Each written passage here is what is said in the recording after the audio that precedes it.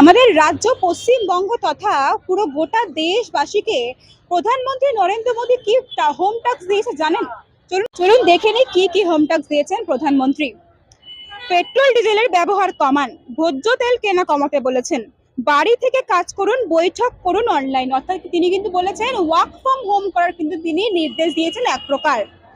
গণপরিবহন এবং মেট্রো ব্যবহার করুন, নিজস্ব গাড়িতে গেলে অনেকে মিলে যান, অন্তত 1 বছর সোনা না কেনাই ভালো। অর্থাৎ তিনি কিন্তু বলতে চাইছেন যে 1 বছর সোনা কেনা যাবে না। পণ্য পরিবহনের জন্য রেলপথই ভালো, বৈদ্যুতিক গাড়ির ব্যবহার জোর দিন, বিদেশি মুদ্রা বাঁচাতে অযথা বিদেশে ভ্রমণ এখন এড়ানোই ভালো 1 বছর। অন্তত 1 বছর শুধু অত্যাবশ্যক পণ্যই কিনুন।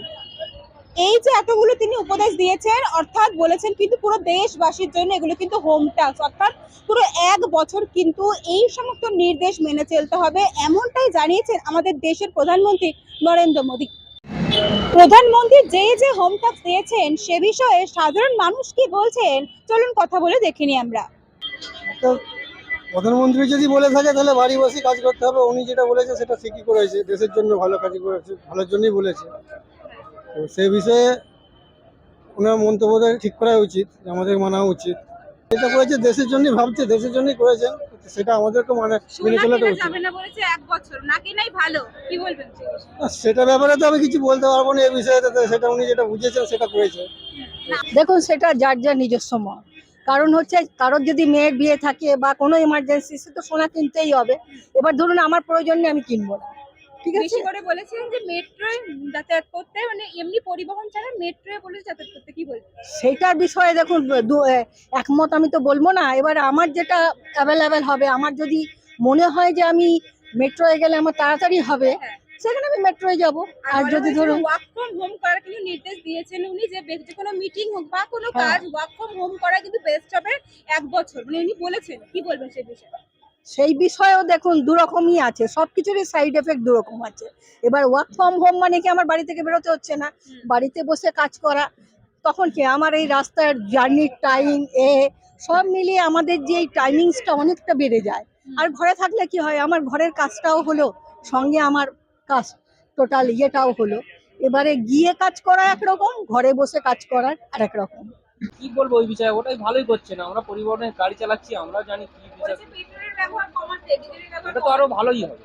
তাহলে আপনাদের সুবিধা হবে। হ্যাঁ, সুবিধা হবে। হ্যাঁ, পুরো 1 বছর বলেছে কিন্তু এরকম মেনে চলতে হবে। সব কিছু যা রুলস থাকবে সব রুলস আমরা মেনে চলবো, আমাদের তো কোনো আপত্তি নেই, না আপনাদের কোনো সমস্যা হবে? আমাদের কোনো সমস্যা নেই। এটা ঠিকই আছে, ঠিকই বলছে। তাহলে তো আপনাদের তো সমস্যা হবে। সমস্যা বলতে কি, দেখুন এখন তো কলকাতা শহরে তো প্রচুর প্রাইভেট বাস উঠে যাচ্ছে, যার পরে হচ্ছে আমাদের দেশে ভাড়া ফাড়া হচ্ছে না, প্রচুর গাড়ি ফাড়ি বসে যাচ্ছে। তারপরে হচ্ছে এই তেলের যে সংখ্যা বলছে, যে আমার গাড়িটা আমার ডেলি 4,000 টাকা তেল লাগে, সেখানে কি 2,000 টাকা তেল যদি আমি আমাকে গাড়িতে চলবে কি, তাই কি না? সেটা সেইগুলো হচ্ছে আমাদের প্রধানমন্ত্রীকে বলতে হবে, যে যেরকম রোডে রোডে যারা যারা গাড়ি চলে, যেরকম যেরকম তেল লাগে রোজকার, সেই তেলটা নিতে হবে। কমাতে, ব্যবহার কমাতে বলেছে কিন্তু পেট্রোল ডিজেল সমস্ত। আচ্ছা, কি বলবেন? এর জন্য ভালো, গাড়ি ঘোড়াগুলো হচ্ছে ঠিক ঠিক চলবে অল্প। টানা 1 বছরের কিন্তু দিয়েছে এই উপদেশগুলোকে। 1 বছর যখন দিয়েছে ভালো, আমরা দেখবো, বলে আরো আগামী বছর আবার দেখবো উনি যাতে ভালো কাজ করুক, দেশে আরো উন্নতি করুক। অবশ্যই যেটা ভালো বুঝবেন সেটাই করবেন উনি। উনি আমাদের প্রধানমন্ত্রী, যখন উনি আমাদের ভালোর জন্যই তো করবেন, যেটা করবেন। বলেছে 1 বছর সোনা না কেনাই ভালো। যদি উনি ভালো মনে করেন তাহলে ভালো, সবাই যেটা মানবে সেটা আমিও মানবো।